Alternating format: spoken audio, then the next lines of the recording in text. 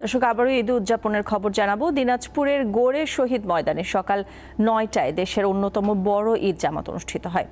সেখানে রয়েছেন আমাদের সহকর্মী সুলতান মাহমুদ। চলে যাচ্ছি তার কাছে। সুলতান, গোড়ে শহীদ ময়দানে এবার কত সংখ্যক মুসল্লি নামাজ আদায় করলেন, এ বিষয়ে কি আপনার কাছে আনুমানিক কোনো তথ্য আছে কিনা, আর ঈদ উদযাপন কিভাবে করছেন সেখানকার মানুষজন, সে খবরও জানাবেন।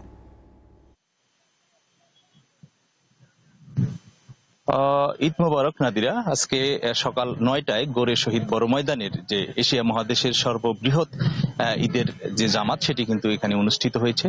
এই এই ঈদের নামাজে দিনাজপুরের যিনি সংসদ সদস্য এবং জাতীয় সংসদের হুইপ ইকবালুর রহিম এর প্রধান পৃষ্ঠপোষকতায় কিন্তু এই জামাতের অনুষ্ঠিত হলো। প্রধান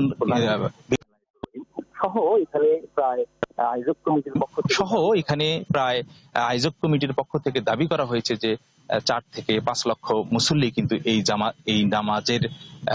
জামাতে একসাথে নামাজ আদায় করেছে। আমরা দেখেছি যে দিনাজপুর সহ তার আশেপাশের প্রায় 12-14টি জেলা থেকে এবং সুদূর মানিকগঞ্জ থেকে আমরা দেখেছি যে কয়েকজন মুসল্লি এখানে নামাজ আদায় করতে এসেছেন, এবং তারা বলছেন যে এখানকার যে পরিবেশ এবং পরিস্থিতি, আজকের যে সুন্দর আবহাওয়া, এই সুন্দর পরিবেশে তারা এই ঈদের নামাজটি আদায় করে অনেকটাই তৃপ্তি পেয়েছেন।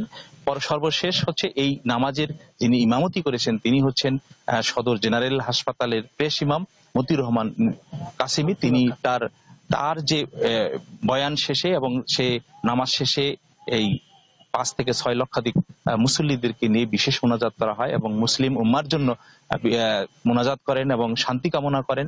বাংলাদেশ সহ দেশের সকল মুসল্লিদের জন্য কিন্তু এই ময়দান থেকে দোয়া করা হয়েছে। নাদিরা। সুলতান, আপনাকেও ধন্যবাদ। আপনাকেও ঈদের শুভেচ্ছা জানাচ্ছি। দর্শক, আমাদের সাথে যুক্ত ছিলেন দিনাজপুরের গোড়ে শহীদ ময়দান থেকে সহকর্মী সুলতান মাহমুদ, জানাচ্ছিলেন সেখানকার ঈদের নামাজের খবর।